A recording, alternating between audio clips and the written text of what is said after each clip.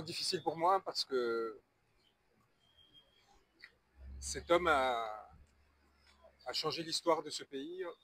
Il me l'a fait rencontrer et il m'a fait découvrir que la grandeur parfois s'accompagnait de la bonté. Ce qui est malheureusement dans les terres peuplées par le pouvoir quelque chose de particulièrement rare. Là où l'obsession est au privilège, Maître Khoureyssi Shiba cherchait l'honneur, cherchait l'autre, le partage. Et cette simple qualité humaine aurait suffi à en faire un grand homme, un véritable grand homme. La générosité s'accompagnait d'un rapport à la langue, à la pensée, et ce sont ce rapport à la langue et à la pensée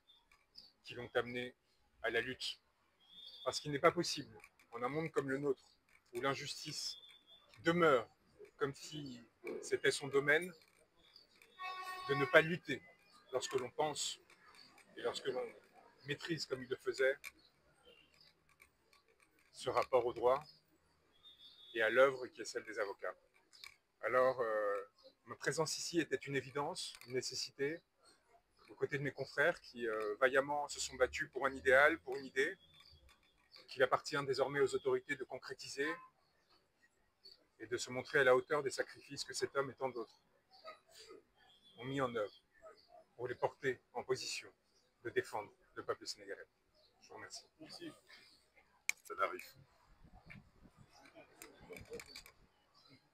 L'essentiel a été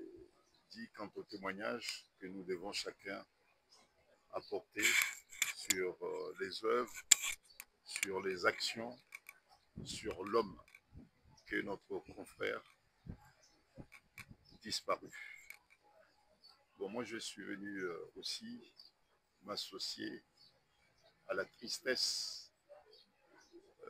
de sa famille, m'associer également à la tristesse des opprimés, à la tristesse de la justice, parce qu'effectivement, comme le disaient les titres, les grands titres, la justice et les opprimés sont en deuil.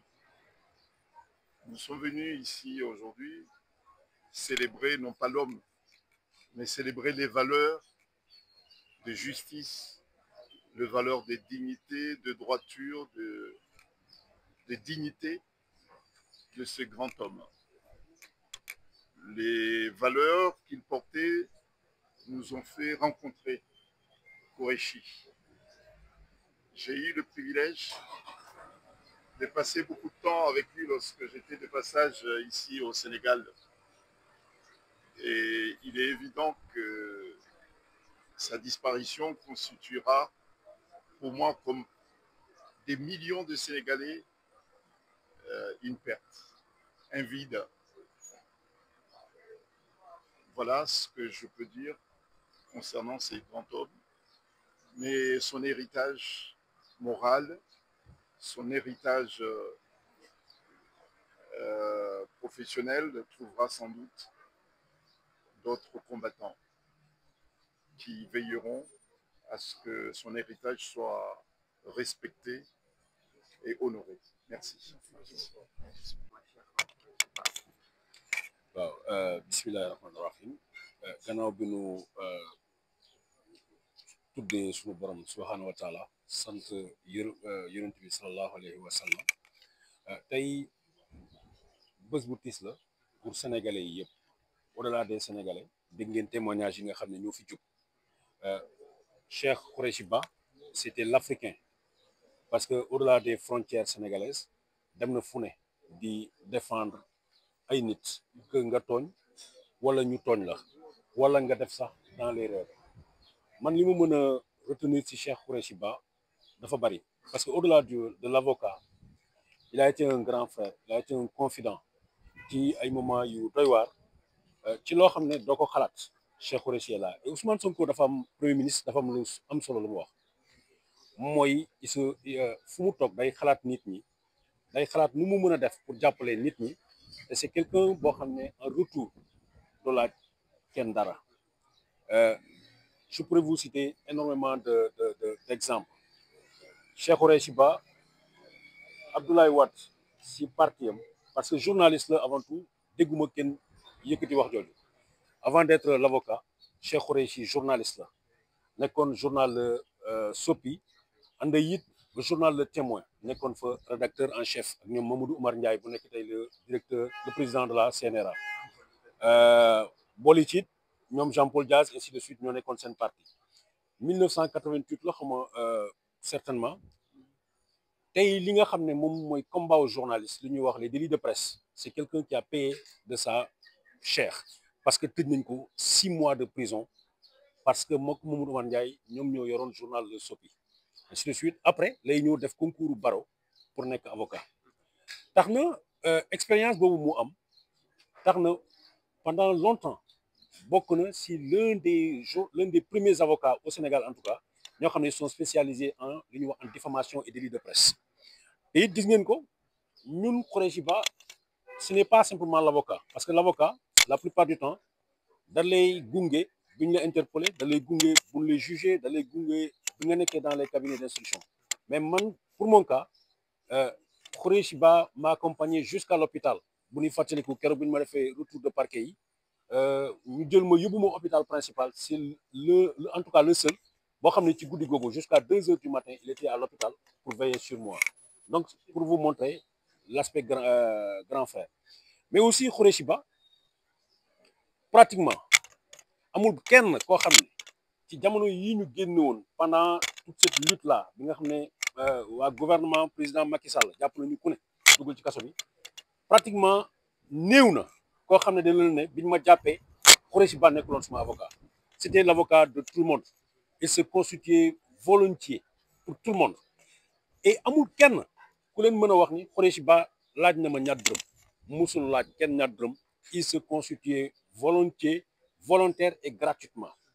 damay fàttali encore te dama ne woon on lui disait toujours damay fàttali bi ma nekkoon dans le cabinet du juge du deuxième cabinet maître comment on appelle Seck Mamadou Seck deuxième cabinet juge bi dafa évoqué ay dafa am ay yu mu wax ma jóg parce que dañ mu doon toppee ci li nga xam ne mooy bon benn infraction boo xam ne diffusion de fausses nouvelles en fait parce que waa ji nee na j'ai diffusé une fausse nouvelle ma ne ko si vous n'avez pas la qualité de corps constitué vous n'êtes pas magistrat vous n'êtes pas policier vous n'êtes pas militaire comme je l'ai dit donc infraction boobu damay wax rek maintenant Babacar laisse-nous faire notre travail moom maître Moussa Sarr donc ay événements yu mel noonu ay souvenirs yu mel noonu moo revenir tey dans ma tête bi ma gisee tey nit ñi ñu ngi wax mais on lui dira maître vous n'avez pas la parole et pour la première fois aujourd'hui il n'a pas la parole nit ñi ñooy wax moom du wax donc daf ñuy ramener toujours à la dimension humaine xam ni doomu aadama la rek bés bi mu am ni tey ñun ñi kenn ku ne dina ko am yal na yéex ma di ko jaale Sénégal du ma ko jaale njabootam kase parce que ñun ñëpp ci njabootam lañ bokk ma di ko jaale Sénégal ma di ko jaale képp koo xam ne am nga jafe-jafe met Cheikh Khoureyssi Ba taxaw la di ñaan yàlla suñu borom mu xare ko ci àjjana yu gën a kawe yi jërëjëf merci. J'ai été le premier client de Khoureyssi Ba en 88 pendant les événements. Il venait de commencer son stage chez Maître Abdoulaye Wade, comme ça a été dit. Et pendant les événements de 88, j'ai été arrêté comme beaucoup de manifestants et il a été du pool des avocats qui m'a défendu. C'était son premier procès. C'est pourquoi je suis là aujourd'hui pour lui rendre hommage. Yal na ko Yàlla yërëm dina ko xare aljana mais wax nañu ko ku dëggu la ku farlu la ci liggéeyam ku am sentiment bu rëy pour son pays pour le Sénégal pour la liberté pour la justice loolu rek laa mën a seede ci moom bu baax la woon